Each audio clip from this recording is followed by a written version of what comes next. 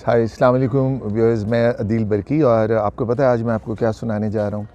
मैं सलमान जाज़िब की नई किताब इश्क कलंदर कर देता है से एक खूबसूरत ghazal, I don't know why but मुझे ये गज़ल बड़ी अट्रैक्ट की और मैंने अभी आज सुबह चहलकदमी करते करते हल्की सी इसकी कॉम्पोजिशन की है। म्यूज़िक हम इसमें बाद में डालेंगे, मैं आपको सुना रहा हूँ। Get ready, okay. शिकवा ज़मीन से है,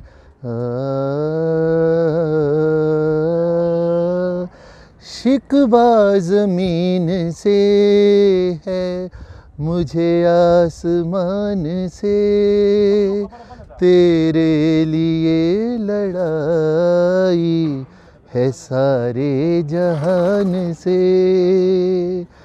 शिकवा ज़मीन से है, मुझे आसमान से तेरे लिए लड़ाई है सारे जहान से।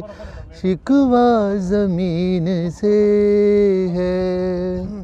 एक रोज़ जान जाओगे सच क्या है झूठ क्या। आ, आ,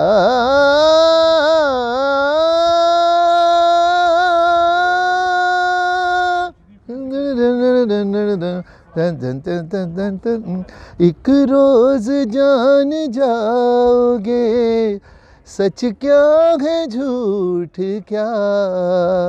होना पड़ेगा मुनहरिफ, होना पड़ेगा मुनहरिफ अपने बयान से तेरे लिए लड़ाई है सारे जहान से।